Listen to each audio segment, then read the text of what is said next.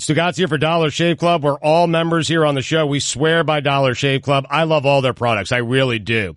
The 6-blade executive razor, the best razor I've ever used. Love that shave butter. They have other products as well, man. They have toothpaste. They have toothbrushes. They have shampoo. They have it all. It's Dollar Shave Club. It's how I get ready, but you're not me. You have your own way to get ready. You might shave your whole body to get ready for a bike race. Dollar Shave Club's executive razor and shave butter can help. You might do your hair to get ready for your soccer match. Mike does. Boogies by DSC can help you get your style right. The thing is, no matter what you do to get ready, DSC has everything you need. And right now, you can get ready with an amazing deal on any one of their starter sets. I recommend the Daily Essentials starter set because I love the Amber Lavender Body Cleanser, but you can't go wrong with any of them. Head on over to dollarshaveclub.com/Dan to pick your own DSC starter set for just $5. After your starter set, products ship at regular price, and make sure you check out their new video too. That's dollarshaveclub.com/Dan, dollarshaveclub.com/Dan. Hello, everybody. You're looking live at Fansville, a college football utopia. Fansville. Where the rivers flow with ice-cold Dr. Pepper. Delicious. Where every day is Saturday, and everyone's a fan. Even babies. Fan babies. And the seasons never change, because the only season is college football season. Get a taste of Fansville this fall during a college football game near you. Dr. Pepper, the official drink of Fansville. Grab some today. What a treat for you on a Woo Wednesday. What a treat. Mm-hmm. Woo Wednesday is what Ric Flair does. Woo! Yeah, I think I'm just going to start wooing into my front-facing camera on Instagram Live because it needs to take off. Don't do that, please. All right, won't do it. Jason Leisure, Palm Beach Post. He's sitting in with us in studio. Notably cheery person. How are you, Jason? I'm great, guys. You're welcome for having me. Do you know what we're doing here? Not exactly. I know we're in a radio situation here, so we're going to be talking. We're not on any kind of video, are we? No video. Okay. No video. And this is national? Or? No, this is just local. And, okay. Well, there is video, so like if you're good, like they may steal the clips and put it online without asking. They're always about rolling on us. It's sort of like Big Brother's watching, which is uncomfortable for us because we sort of carry ourselves as if no one is really watching, but there's a hold full of people in Washington, D.C. that are watching this right now. Mm-hmm. Oh, okay. I like that. So how would I explain this to my dad? Like when I call my dad later today and he's like, "What'd you do at work today?" I'd be like, "Well, I was on ESPN radio." But it wasn't national. No. And it was after everyone was already at work. Yeah. It was on the Levitard show, but not with Levitard. Yeah, you're not on ESPN. What am I doing here? You're on 790 The Ticket. Well, the podcast will be on ESPN. Yeah, and that podcast is huge. And Dan and Stugotz might show up at some point. Yeah, I have an admission, by the way. Okay. Uh-oh, here we go. I'm intimidated by Jason. I was trying to kind of like feel him out. He's a tough nut to crack. And like I couldn't really figure out like what he's into, what he's not into. Like I don't really want to talk to him about football because I'm going to be bored talking about football to him for an hour about the Dolphins. Mm-hmm. So I'm trying to figure out like what can I ask him about that's not Dolphin related. And like I just feel like he doesn't have time for any of my nonsense at all. No, I like to keep people at arm's reach, Billy. And I think really my best approach for this extended time on the radio is going to be to stay very closed off and say as little as possible. Seems to be the right approach. Yeah. Yep, this is going to go great. He's into Netflix. Yeah, we found that out. We found that out. Like, so is everybody, though. That's yeah, true. but... You can ask me next, like, if I like chicken or something. Understood. There's an ad finally coming out about exactly how many people still get DVDs mailed to them by Netflix, and it's a shocking number. And I just assume. So stay tuned, everybody. Yeah, so stay tuned for that. I don't want it. This is me not wanting to put in the extra work to get another and finally. So I'm trying to still use it for content without giving away the nuts. But I just assumed, okay, if you're on Netflix, you're streaming everything. That's not the case. You stream a lot of entertainment. You like watching reruns of The Office and Ozark, you were telling us before the show. However, you don't ignore DVDs. You have I found kind of curious, I didn't know that you could actually do this. You go to the library and rent DVDs? I don't know if you guys know this, but libraries are places throughout Miami-Dade and Broward County and all counties. That's where you probably. vote, right? Really? That's where you vote. They have, you can vote there. You can get books there. You can get movies, DVDs. You can even get video games. They check out video games at the library, which I don't really have that. I do have like an old Nintendo 64 that I'll play every now and then. What's your game, GoldenEye? I like that one, but more like Mario Kart. Mario Kart's pretty Mario great. classic. Kart. Do you play with others? Co-op? Do you co-op? Because Yeah, you can't do that on a Nintendo No. 64. N64, there are very few games. Well, no, you can do co-op. He's judging us so Nintendo much. He 64? thinks we're so stupid. No, you can absolutely do co-op. You just don't go online. Oh, you plug in 3 other controllers. It makes a 4 board. Do you just Man. play against someone is Like, the question. We've gotten so much more isolated with this stuff, with the technology that we've gotten, because even like video games was sort of when people stopped playing outside. Yeah. Yep. Pre Nintendo 64, my friends and I would all go out and play roller hockey or play baseball or whatever kind of kick the can, whatever kind of games you had back then. And then you'd play video games, but at least you were playing it like together. People come over and play video games, and we've just gotten farther and farther. You could now. Speaking of getting farther and farther, are you supposed to sit by this mic? Yeah. Well, don't act like this is my first time in a radio studio, okay, Mike? It's the second time thing. Okay. Yes. Is this a back in my day, by the way? It seems like you. It seems like that. I don't want to steal your dad's thunder. So on N64, the best games are the co-op games, I feel. The ones where you get your friends over and you buy all the, did you have the Rumble Pack on the N64 Oh, yeah, for controller? sure. You have to get the, You got to feel the rumble. Yeah, you absolutely have to. But GoldenEye and Mario Kart were those games. But in terms of playing, just solo, what were the good N64 games? There were the sports games, but there was Mario 64, and I honestly just spent my entire time pulling Mario's nose with the cursor, because you could just move your cursor and just pull like his ear and it would stretch out. And I was like, look at the graphics. This is amazing. Yeah. I'm in the future. Mario Party. I played on N64. Mario Party. I don't know those as much, but Mario Kart, we would play Mario Kart. My brother Jake and Brett and my friends and like cousins and stuff, we would play Mario Kart intensely. Mario Kart always ended in blood and fists and tears and something being thrown. Mario Kart was very intense. What was your in our go-to house. character? Donkey Kong. Every time. Oh, what track? no matter what. What track? I like all of them, man. Yeah. I'm not afraid of any of the tracks. in What's a Mario track Kart. with like the Rainbow Road? It's called Rainbow Road. Yeah. I didn't like Rainbow Road. Did you ever do like the secret tunnel on the beach? Yes. Oh, so hard. It's I hard to hated get that. though. You got to Yeah, get the mushrooms you at had the to right earn it. time. I've started playing this thing with my kids. So we have like Mario Tennis. I can play that with the kids. My kids are 4 and 7. And then this is like kind of an embarrassing admission, but when I recently, within the past year, I bought an old hockey game for it, NHL 99. Oh. And my kids like hockey, so they like sitting and watching it with me, but I'm playing this and my 4-year-old is like, my 4-year-old thinks it's real. She thinks we're watching a game, and like Nintendo 64 graphics aren't even that. Nowadays, if you watch somebody playing a video game like Madden or something, you might not be able to tell if it's real or not, but this is pretty obvious. But anyway, she's like, well, are we watching the game? I'm like, no, this game was made in like 1999. And my 4-year-old goes, oh, so these guys are all dead now, right? Oh, wow. Well, no, 1999 wasn't that long ago, kid. You're missing about half the NHL teams. You're missing a few. Yeah, You're missing a they've few, and either you've got a all few that don't relocated. exist anymore, right? Yeah, they've relocated. You're missing that whole like expansion surge from the early 2000s.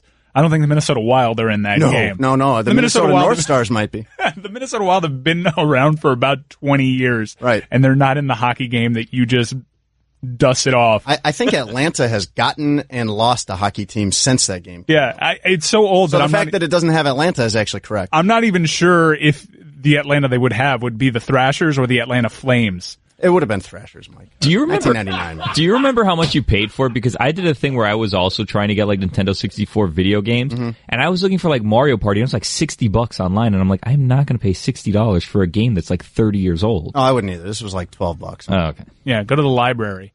Go to the library, ask for the. Where's your Nintendo 64 section? Yeah, well, I don't think you actually know what's happening here. We're using you. We're totally using you. You're not getting anything. This is a out of setup? This is we're just totally using. Oh, I already you. figured out I'm not getting anything out of this. Yeah, well, But you're if you certainly want to not- explain how, that'd be great. You're certainly not getting any money for it. I guess exposure, but you mentioned it's a Levitard show without Levitard. We're not on ESPN radio. Nobody's really watching us. Basically, you're going on a podcast. I sent out a tweet with your latest article. Oh, wow, that's yeah. So if you This is a follow good at article. Levitard show and not you, first off, you should follow at Jason Leisure because he is just generally a miserable person. That's the best I can say about it. Do you agree with that? Like, This show has harmed my reputation in that regard so much. Yeah, like, Billy. do you want to be known as a miserable person? Like, what do you like? That's what I was trying to figure out this morning. Is like, who is Jason Should Leisure? we pull Like, back the curtain? Yes. what Can I makes just him tell tick? people? Yeah. Okay.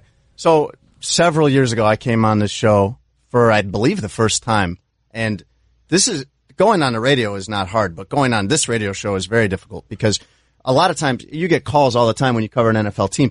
You'll get an email from somebody in Denver or a text from somebody in New Orleans, or you'll get local stations around here that are less interesting than this one will want you to come on and just talk about the game or talk about what's going on at camp. And, you'll get some station in Denver be like, what has to happen for the Dolphins to win this week? And I'm like, I don't know, man. They just got to What does have to happen? Score and not fumble and whatever. But this show, you guys don't do that. And so they bring me on and they want to talk about the Heat, and they're not just going to ask me, like, how many points do you think Dwayne's going to score tonight? You've got to be entertaining. But I'm not a comedian. The thing I have is the information. But that's not what you guys want on this show. No. So I'm coming on there and I'm like, I wouldn't say nervous, but I'm like not sure what I'm going to do here or how this is going to work out. And I'm in Indianapolis at the end of some miserable Midwest road trip through Detroit and Cleveland and Milwaukee and wherever else. And those are all fine places, just not so much in March and February. But I go into it thinking like, all right, if this, the card up my sleeve here is if this doesn't go well, I'm just going to tank it. I'm just going to just implode this. And of course it didn't go well. And so I said something about how miserable I was in this KFC parking lot in Indianapolis. And Was that the worst? That's the worst decision you ever made, saying that? yeah, because then, okay, that's who I am now, I guess. Like that's what I got to do. And you guys think it's funny. You guys think, it's just this bit we do on the show or whatever. But like, this is actually my real life. More people here in South Florida know me from this show that I've been on a dozen times than from all of the great work that I've done in journalism for the last 12 years. So every time I meet somebody, I mean, I'm talking about like taking my kids to the pediatrician, and the guy's like, "Oh, Jason, I heard you on Levitard this week." I'm like, "Oh no, You're miserable. I love how you really give it to Stugotz." And I'm like, "Well, okay, but I mean, we've been coming here for years. You know, I'm not really like that, right?" And we went just earlier this year. We started going to this church in Miami Lakes, and we went out for lunch with the pastor afterwards, and. I mean, I got to tell people, like, they ask you right away, what do you do? And I'm like, I'm a sports writer. But he hasn't said anything about it yet. So I'm just like, all right, this is great. And then like toward the end of lunch, he goes, I think I've heard you on the radio. And I'm like, oh no. I feel bad now. I don't. It's Yeah, neither do I. helped. It's helped. We're gonna chisel away at that miserable reputation that you have. You're clearly a different person. I know so much about you now. You play N64. Actually, now it does seem kind of sad and on brand, the N64 and going to the library to rent movies. I'm not a bubbly personality in terms of like demeanor. I'm probably pretty close to Roy in terms of my disposition. You'd agree with that, wouldn't you, Roy? Yes, I would. Roy, isn't it Don't elaborate or anything. It's electric when Roy meets Jason because Roy collects sound. He gives Jason a head nod, and I think Jason just reciprocates, and that's like the biggest compliment Roy can give you, I think. Yes. Well, now I'm wondering if Roy's in the same boat. Like, maybe Roy is not, like, the way we've painted him out to be. I'm happy. That's the thing that people don't realize. That's probably the big misconception is like, I'm an incredibly happy person. I go to sleep happy every single night. I assume you too, Roy, right? I'm neutral. I tend to sway back and forth. That didn't really go like I thought it would. No. Okay. We're not as similar as we thought. Sorry. Support for the Dan Levitard Show podcast comes from our friends at Rocket Mortgage by Quicken Loans. Let's talk about buying a home for a minute. Because of rising interest rates, there's a lot of unpredictability when it comes to buying a home these days. It's causing a lot of anxiety and stress for a lot of people. Well, our friends at Quicken Loans are doing something about that. They're calling it the power buying process. Here's how it works. Quicken Loans will verify your income, your assets, and credit in less than 24 hours to give you a verified approval. That gives you the strength of a cash buyer. Then once you're verified, you qualify for their all-new exclusive Rate Shield approval. This is very cool here. First, they'll lock your rate up for 90 days while you shop. Now, here's the best part. If rates go up, your rates stay the same. But if rates go down, your rate also drops. Either way, you win. It's the kind of thinking you'd expect from America's largest mortgage lender. To get started, simple. Go to rocketmortgage.com/Stugotz. Rate Shield approval. Only valid on certain 30-year purchase transactions. Additional conditions or exclusions may apply. based on Quicken Loans data in comparison to public data records, equal housing lender, licensed in all 50 states, NMLSconsumeraccess.org number 3030. Don Le Batard. Papi, who is your favorite NFL player? Oh, Kiko. Kiko is my man. Oh, Kiko. Yes. Kiko. Yes, Kiko. yes, Kiko. yes. Kiko. Hold on, Papi. We got a surprise for you, Papi. What? We got a surprise for you here. Hold on a second. Stugotz. Hello. Hello, Papi. It's Kiko Alonso right there, Papi. Nah, that's Dímelo, Kiko. papi. Dímelo, Kiko. papi. Kiko. Papi. Kiko, ¿cómo estás, Kiko? Todo bien, dímelo, ¿qué pasa? Óyeme, ¿te gusta el arroz con frijoles? Claro, mira. Eso es lo que te hace a ti ser un jugador bueno, mucho arroz con frijoles. Really? Okay. Claro. Rice and beans are the reason Kiko Alonso is a good football player. Oh, and also some bananas. This is the Dan Le Batard Show with the Stugotz on the ticket. We've got Jason Leisure in studio with us from the Palm Beach Post. He covers the Miami Dolphins. He's a Miami Dolphins expert. And, Insider. Yeah. Oh, you prefer insider or expert? Both. I mean, if you just alternate between the two. Insider, expert. What is the hierarchy? Insider. Expert is not really applicable in this case so much as insider. Insider sounds better.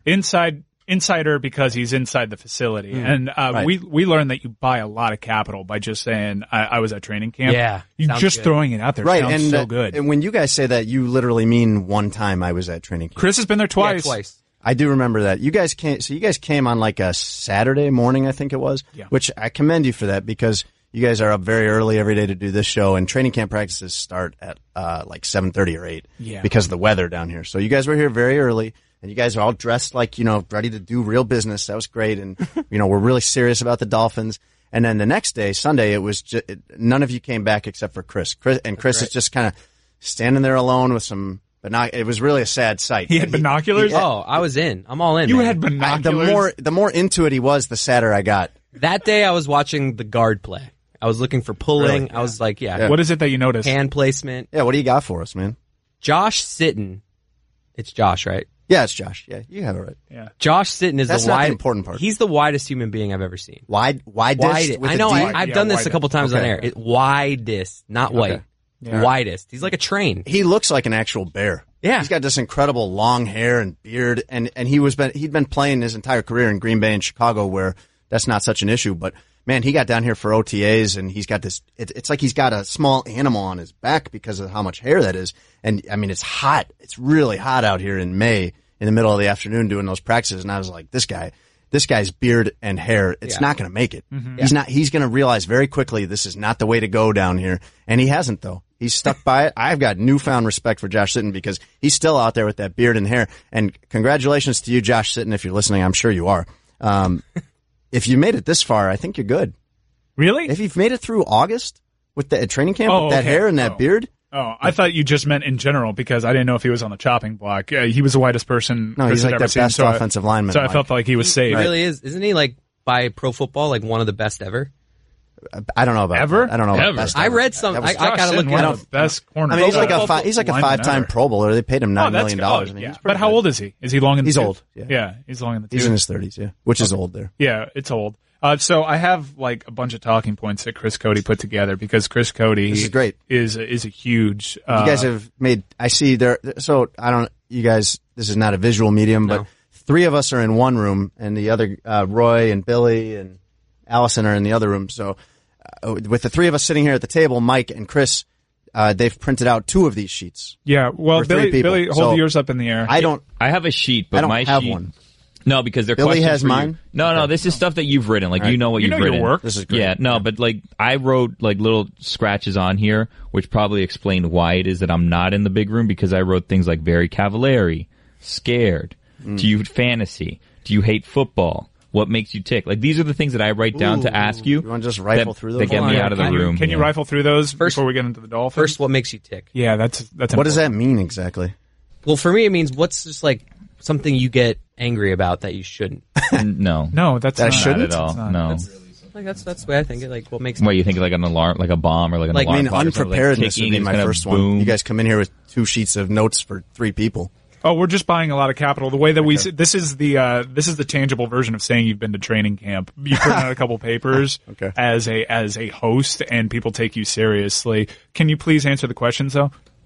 So, like, what makes you take... no, that's more like what I was trying to ask you. I'm just trying to figure out who you are, what you like, what we have in common, which I'm starting to realize we don't have that much in common.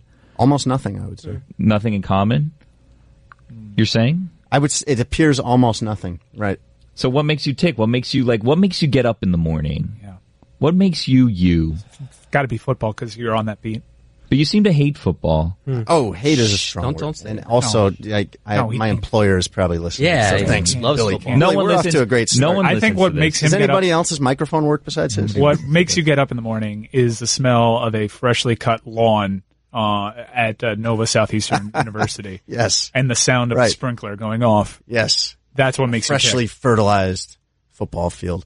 I like the stuff that I really like and am interested in about this job in general, whether it be covering the Dolphins or anything else I've done in the last 12 years, is I like the stuff that's entertaining. I like the stuff that's human interest. I think a lot of times of the Heat or the Dolphins or any of these teams as like a television show that everybody watches. And so if you watch a television show like House of Cards or The Office or something like that, and you really like it, you might be interested to know more about the people that are involved in it. You might want to know what they're really like, and you might want to know a little bit about how that stuff is put together. So that's the stuff I like. I like the stuff that's funny, which I am finding out the hard way in football the last 2 years is that almost nothing is allowed to be funny there, and that's a little bit frustrating.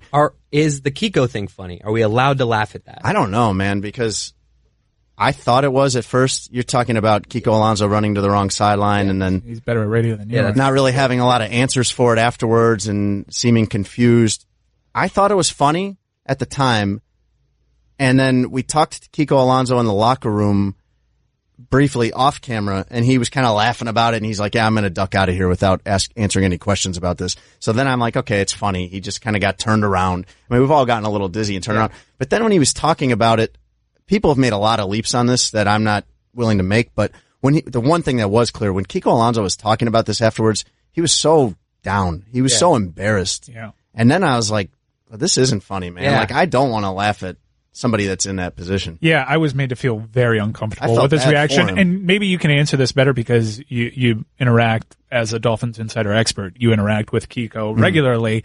I don't know how dynamic his personality is.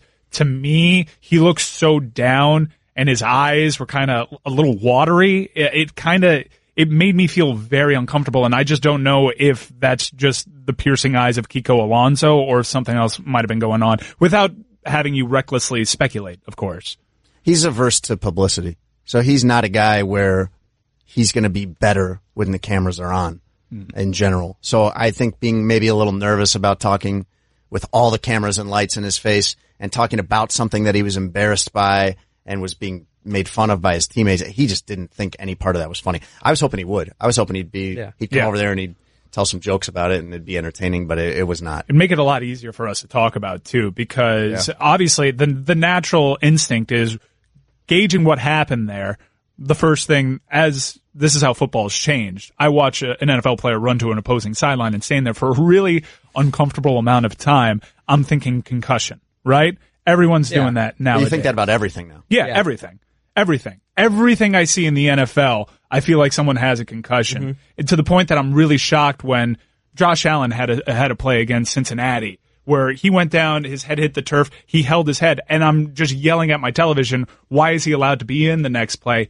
Why is there such hesitation? I understand the game moves a lot faster, but everything in that sport seems like a concussion, especially with how bizarre I felt his interview was. It seemed like he was doing that against his will. My reckless speculation that he might have suffered some sort of head injury felt just confirmed just by the eye test, by just how uncomfortable that entire situation became. I felt sympathetic just on a basic level toward that he was embarrassed by it. He was very down about this. He didn't find anything funny about it. And I wouldn't want to be in that situation. I wouldn't want to be in the situation of having done something embarrassing in front of everybody and then going totally against my personality, having to talk about it in front of cameras and lights and get asked 17 different questions, and much of them the same question, just different ways. Are you talking about Kiko or this interview? Both. Just specifically. Yes, is the answer. I want to ask you something maybe a little bit. It's a professional question, but I don't know if it'll make you uncomfortable. So most South Florida sports fans got to know you from the Heat Big Three era. You were a popular dude with Heat Twitter, which is still a thing. And you went from arguably one of the most, if not the most, talked about teams in terms of actual sports sensations of all time. The LeBron, Dwayne Wade, Chris Bosh, Miami Heat Big Three. And then you transition out of that and you get put on. Your question is about the decline of my career? No, how do you juxtapose? Because I kind of heard you mention it by saying there's no real way to laugh when you're covering football because it's sort of ingrained in the sport that you have to sort of be robotic and there's no real fun that goes with your football. How do you juxtapose the accessibility and because football is very secretive, the accessibility, the characters, you can write a lot, you can build up interpersonal relationships with these players in a way that you can't really with the NFL. So how do you as a professional make that transition and cope with it? Everything in basketball, everything in the NBA is driven by personality, and everything facilitates that. And in football, it's the opposite. It's really not about the individual player personalities. It's about the teams, and it's this militaristic way of thinking. And I mean, you would have when you cover basketball, you would have all these interesting guys. I mean, you would have on some of those Heat teams the 10th or 11th guy on the bench, like a Gerald Green or Udonis Haslem or a Chris Anderson type. Those are really interesting, well-known guys. Whatever the equivalent of that is on a football team, any football team, the 45th or 46th guy on the roster is not as compelling to people. But you'd go, I remember one time when I was covering the Heat, we were at a shoot-around or something in Atlanta, and this is when Dwayne Wade was hurt on and off, and we talked to Eric Spoelstra and about whether Dwayne was going to play that night, and he's like, well, Dwayne's doing everything he can to get out there. He's rehab round the clock. He's going to do what he can. And you go over to Wade afterwards, and we're like, so Spoelstra says you're going to try to give it a shot. And Wade goes, no, I'm not playing tonight. and it's fine. And it's not this big headline on ESPN, Wade contradicts Spoelstra at shoot-around. But in the NFL, like, you could go into that Dolphins locker room and you could find a backup safety, and he could have his leg bone protruding from his skin, and he could say, golly, it looks like you got a broken leg there. And he'd say, you got to ask coach. Questionable. Yeah, we're not allowed to talk about injuries. You got to ask coach. So we have your notes here. We have our research notes of all the stuff that Chris Cody put together, and there's a lot of interesting stuff. And I'm just going to go sort of to the top of the page here. Is a Reese's Peanut Butter Cup a candy bar? I would say no. It's not in a bar shape. But it's not something I've thought a lot about because I don't really like those. I don't like peanut butter. You can't be a candy bar if you're round. You don't like peanut butter either? You're like Mike? I don't eat it. I don't know if I could eat a jar of peanut butter to save my life. If I was like on an island stranded and that was the only sustenance, I'm not sure. You probably should try if that ever happens. And even if I did, though, what kind of life is it? That's true.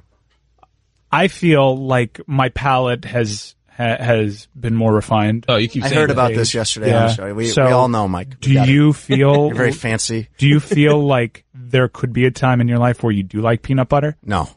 There's nothing that you like now that you didn't like when you were a kid? No, there's some things, but not that. What do you like? Open up, man. Yeah. What's your favorite food? What do you like? I do like food, actually. I do like cooking a lot. I have both of my kids are girls, so when you have daughters, and I didn't grow up in a house like that. I grew up with two brothers. You gotta find things you can connect over. So like me and the kids are not going to probably go in the backyard and do the Oklahoma drill. But also like I'm not really going to be into the ballet. So we got to find some common ground. Yeah. So we watch a lot of like nature shows, and we watch a lot of cooking shows. Those tend to be like appropriate enough that they can watch it, but we're not sitting there watching Daniel Tiger where I'm falling asleep. Have you watched Nailed It on Netflix? I have not. I like the David Chang shows on there. Nailed It is a cooking show. It's hosted by a comedian, and it's basically three people that are not great at baking, and they try to like replicate like what a fancy like baker has done, and they're always really bad at it. So it's kind of a cooking show. Is that all, Billy? Or? Yeah, I'll just turn my microphone off. Could TJ McDonald get traded? Possibly. Ooh. Have you seen Dr. Pimple Popper on TLC? No, I don't know what that is. All right, so Dr. Pimple Popper is exactly what you think, but it's not just pimples. I suspected it might be about what the title says. It could be says. masses. It could be ingrown hairs. Oh my gosh. It could be benign tumors. And the whole premise of the show is this lovely doctor cuts them open and squeezes. Stop, Mike. Stop. It's sort of like it's sort of like a deal or no deal. My stomach can't handle this. And everything is a brand new suitcase. Okay, I know it sounds gross, but there's some people that find a lot of relief from these masses being opened up and just everything that was in there exploding sometimes out. You should check it out, Dr. Pimple Popper. Those are Dan's cinnamon toothpicks, by the way. Nobody can see this, Chris. No, it's okay. I know. Nickel corner. This is a position that has been underrated in the NFL. That's on defense. Yeah. Yes. Nickel corner. And now it's starting to get the recognition that it deserves. It's one of the most important positions on the field. So when a lot of people that aren't familiar with the sport see Minkah Fitzpatrick get drafted and yell, "Hey, you don't really have a position for him," and I might have been one of those people. Mm-hmm. It seems as though the position might be nickel corner, and that's huge. It does, but they didn't have a position for him at the time, which is part of why I would have been one of those people too. That was like, boy, he's probably good, but this doesn't make a lot of sense when you just committed $85 million to a couple of other safeties. But now what they've had happen, if you want to talk Dolphins, is they've got two outside cornerback spots, and one of them, Xavier Howard, is the guy. He's extremely good. He's a second-round pick, I believe, or second-round pick from a couple of years ago, and it's gotten better and better and better. He's going to be a lockdown cornerback this year. I think he's going to have a really good season. And then they were counting on maybe Cordray Tankersley, a third-round pick from last year, or Tony Lippett, a guy that's started for them in the past, being that other spot. And nobody has been good at that spot. Cordray Tankersley has fallen off the cliff in terms of confidence and his play. Tony Lippett is still dealing with an ankle, an Achilles injury that is very tough to come back from, especially at a position like that where you're cutting and readjusting and stopping all the time. So they have no outside corner, which you probably need one. So They take Bobby McCain. You mentioned that that slot corner has become so much more valuable now, and he just got paid a really good contract extension off of being a good slot corner. So their solution, their problem solving here is you move Bobby McCain to the outside. You've got these three safeties that you think are all pretty good, but it's going to be hard to play them all at the same time. Fitzpatrick has played a lot of slot corner in the past at Alabama, so they move him up there, and they kind of kill two birds with one stone. You solve your outside corner problem, and you find a way to play Jones, McDonald, and Fitzpatrick all together. I'm getting so bored listening to this. Ow. Yep, you guessed it. I'm a speed bump, so I've got one job. I slow you down. So imagine how I feel about Geico, who does way more. Like, not only could they save you money on car insurance, but they've been around for over 75 years, giving people fast and friendly claim service. Ow. Plus, they got a nifty mobile app that gives you 24/7 access. Ow. Just doing my job, buddy. Geico. Expect great savings and a whole lot more. Dan Le Batard. Touchdown Miami's Aquarium Lolita. Come see Flipper. Come see Lolita swim in a bathtub. Stugotz. Come see sharks, possibly drugs, swimming in green water. Spend $5 on a wax figure that you'll regret as soon as you get home. This is the Dan Le Batard Show with the Stugotz on the ticket. Jason Leisure is an organ donor. I just saw his license. Right, because I care about humanity. No, look, I care about humanity too. I don't have not as much. Wait, you're not an organ donor? I'm not an organ donor yet. I will be. Jeez. I will be, and hopefully that's because I live a long life. My worry with having organ donor on my license, and this is a real thing, okay? This is a real thing. I'm not the only. This can't be the first time you're hearing this, right? I don't feel like they'll work that hard to save my life if I get into an accident if organ donor's on my license. You're like an organ donor truther. I am, because I feel like they're going to try to Somebody's going to be like, this is a good liver. We should just kill this guy. Yeah, the top priority. I don't think that's how medical science works. You don't think so? I feel like the top priority is we really need to harvest You're not familiar with the Hippocratic Oath, I don't think. So you think that instead of leaving the liver in the person who's there, who needs the liver, they'd let you die to complicate their lives by taking it out and then putting your liver in another person's liver who's in a similarly bad scenario? That's a good point. That's a misrepresentation of what I'm saying. I feel like, no, they're gonna work on me to try to keep me alive. They're just not gonna work on me as hard if I didn't have that on my license. That's my whole thing. And you guys, I'm going to totally donate my liver if someone needs it and it's healthy enough after I die. Totally going to do that. That's for my Everyone that I know has been told, hey, I'm an organ donor even though I'm one in hiding.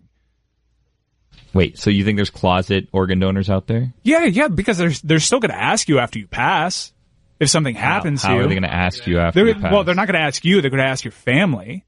They're going to ask my wife if something like this happens. Hey, couldn't make it, old guy croaked, but can we take his liver? And she'll say, sure, go for it now. How do doctors choose who they want and don't want to work hard on? I feel like when they're in there, because the scenario that we're painting is like a terrible car accident, right? Where like my face is gone, but like the liver's still good, right? I'm sure like it's your scenario. Okay, they're digging around trying to plug up holes. I'm bleeding out inside, and like they're like, hey, this liver's pretty good. It's right next to this place where he's bleeding out, and if I like reach in there to stitch it up, then I might scratch the liver. And they're like, we could really use that liver. And look at his quality of life. It isn't going to be that great. Even if we stitch that up and scratch the liver, go ahead and take the liver out. Let him die. That's what I'm thinking might happen. Do you think if you're dying, they're like, oh, wait, look, let's look at his license because he has a nice liver, but he's, we can't touch that because it doesn't say organ donor on his license. I feel like if they need a liver and you're there and you're about to die, they're going to take your liver anyways. Who would know? We should put this on the poll because I can't be the only one. I feel to be honest, I feel like you're ganging up on me a little bit. I feel attacked right now because this is a thing. And I've actually been told this by people in the medical profession. I don't want to reveal my source. Was it just one person? My wife told me don't do that. All right, my wife told me don't do that. My wife works in the medical profession. Okay, so I'm putting all of you on blast. I know what you guys talk about when you go to your lunches, and it's all about harvesting perfectly good livers when you could save lives. You just outed your source. As has been the case this entire morning, I'm not sure why I'm here right now. I got you. Here you go. This is what you want. Give me all the Dolphins positions that they're going to be above average at. Well, that's not what I want to do either. Oh, okay. What do you want to do? Just tell us what you want. Mike just keeps finding like every disgusting medical thing, and then that's not a disgusting medical thing. I'm sorry, Mike. I'm sorry. I don't mean to mischaracterize. Crazy theory on medicine. Can we put this on the poll because I can't be the only one that does this? What do you want on the poll? How do we phrase it? Do you fear that if you list organ donor on your license, they won't work as hard to save your life?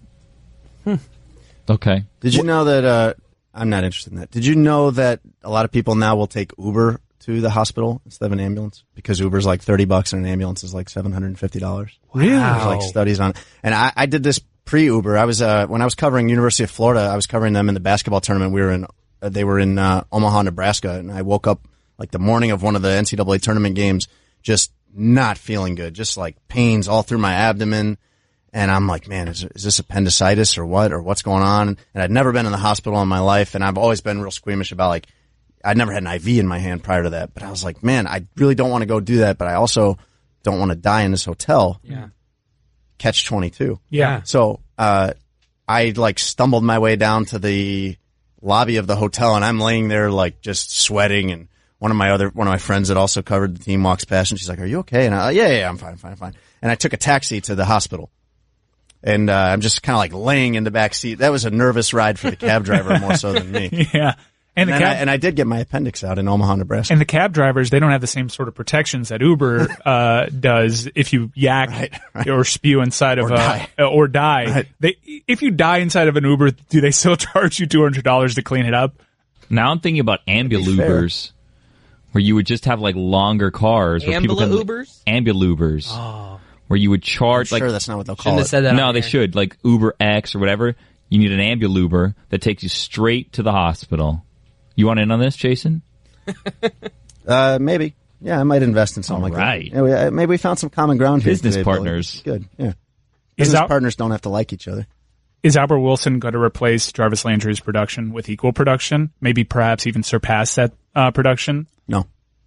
How do you replace... he's gonna be out wide, so Kenny Stills will be in the slot, so that could be the guy that sees the biggest. How do you replace 100 catches? And a Pro Bowler, I know everyone wants to make the joke that he runs 2.5 yards per route, but how do you replace Jarvis Landry? Because I don't feel, as a sort of independent observer, and I think Dolphin fans, Chris, can you speak to this? Are you a little worried about how you replace the production such that it was?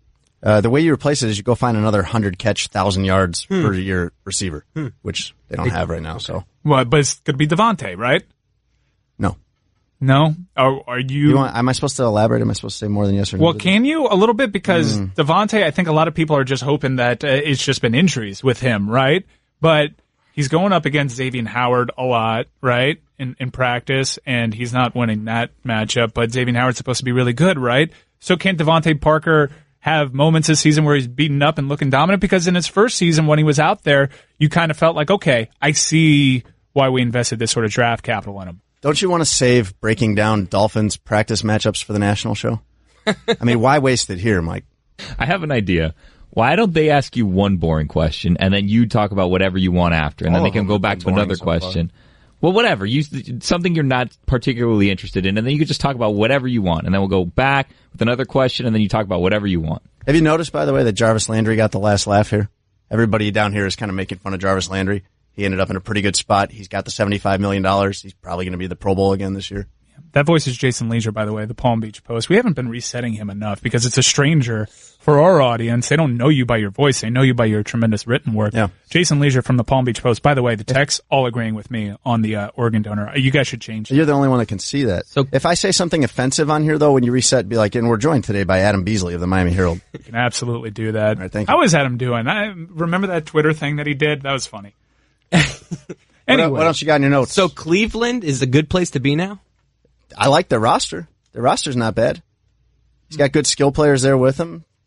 Honestly, though, back to my question. Is there a unit that the Dolphins are above average at? Probably defensive line, Chris.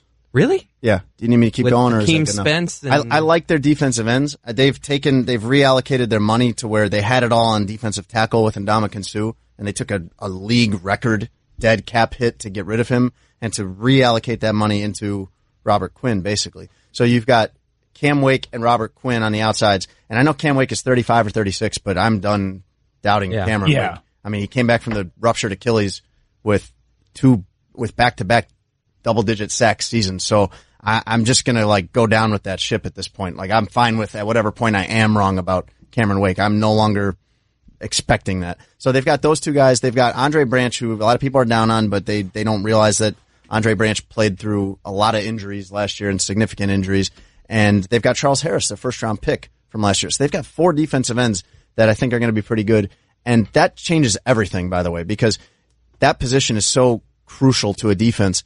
When you look at this team last year, they spent all their money on the defensive line and then were bottom of the league in sacks. And usually when you're bottom of the league in sacks, as they were also near the bottom of the league in opponent passer rating. So when your defensive line is cooking, man, it changes everything else for the people behind them. I have a Dolphins question. Brock Osweiler has been terrible all preseason. What's your question exactly? I haven't gotten to the question yet, Jason. What would the Dolphins do about Brock Osweiler? Are there any options for moving him or anything? I think they'll move him as in waive him. I don't think he's going to be around. The thing about Brock Osweiler is even if they like him, they can probably waive him and just nobody's going to pick him up. He'll just be sitting there. If you do have a situation where you need him in October or November, he'll probably be around. How are they going to fix the problem that they had last year defending tight ends? That responsibility mainly fell on Kiko Alonso. I was out at camp, and it seems as though they're trying to take away some of that responsibility from Kiko. Is this where we see Minkah Fitzpatrick a little bit?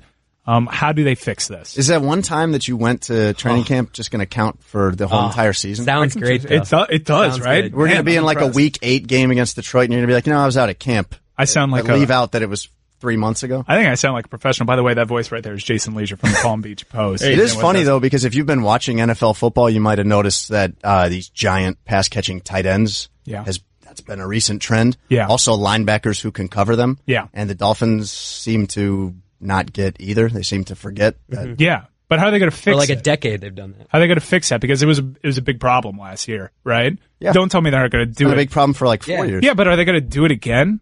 Are they just going to just do the thing that's not working and still do it? Is Minkah the answer? Basically? They're trying right now. They're trying. How? They drafted a guy at each of these spots. Jason Leisure? When we talk about the pass-catching tight ends and the people that cover them, they drafted a guy at each of those spots. They drafted Mike Gesicki in the second round. It's the highest they've drafted. This is insane to me that tight ends have become such a huge part of the game, like Gronkowski and Kelsey and all these guys. This is the highest the Dolphins have drafted a tight end in 40 years. Was taking a guy early second round, mid-second round, whatever it is. So they draft him. He's a basketball-style tight end, very athletic, tall, jumper. And then in the next round, they draft Jerome Baker, the outside linebacker from Ohio State, who's fast and went against a lot of guys, went specifically against Gesicki and guys like that in college. So that's the hope right now. But those guys are both rookies, and it's very, very rare that you're going to have those guys just step in and be great right away. Who's playing for a job against Atlanta? Who's playing for a job against Atlanta? It's the starters aren't even going to play, man. I mean, you're going to the game. I know, but there's people that are on the roster that are playing for jobs. That's what you always hear about week 4. It's the backup quarterback job. It's a winner-take-all, loser-leave-town showdown. That's between exciting. David Fales and Brock Osweiler. Less exciting. Why don't they send like interns to cover this game instead of you? Like you're first string. None of the first stringers are going to be there. Why don't you tell your boss like, hey, I'm not going to be there. Yeah. The one thing about it is that it is my job. Yeah, but I mean, it's Tannehill's job to be quarterback. He's not going to be doing anything. So That's you true. You should tell people like, hey, backup riders going to this trip, not me. You try to look through like who's there and who's not there, who's going to play and who's not at the 4th preseason game. And last year it was in Minnesota. And we're looking around the sidelines trying to find these guys. And it turns out like a lot of them, they just told them they could stay home. Literally. The team flew to Minnesota and they were like, Cameron Wake, and you guys just enjoy the weekend in Miami. You don't need to come with for this. Well, that was Jason Leisure of the Palm Beach Post. Jason, we're wrapping up here. You sound like you're on NPR right now. That was Jason Leisure of the Palm Beach Post. And we're here talking soup. We're here talking about the Dolphins' preseason matchup against the Atlanta Falcons, in which Jason told you there are jobs on the line. Jason, we'd like to thank you from the bottom of our hearts for coming out. You should really change that organ donor thing on your license because they're going to kill you the next time you take a taxi to the hospital. I'm grateful. Chris, can you thank our guest? Yeah, thank you very much. Check him out at Jason Leisure. Check out his latest Adam Gase article. It's really good. Yeah, he goes to training camp, so he knows what he's talking about. Billy, I feel like there was a real connection between you two guys here. There might be something. You're going to be business partners. I feel like you connected on some sort of level. I'm not really sure which. Dan's in on Ambuluber, too. I told him about it. I'm more of a Roy guy. Thank you, Jason. I appreciate that. You want to do this again sometime? Not particularly. All right, we'll skip that. Thank you for listening. Thank you for coming by. Thank you, Mike.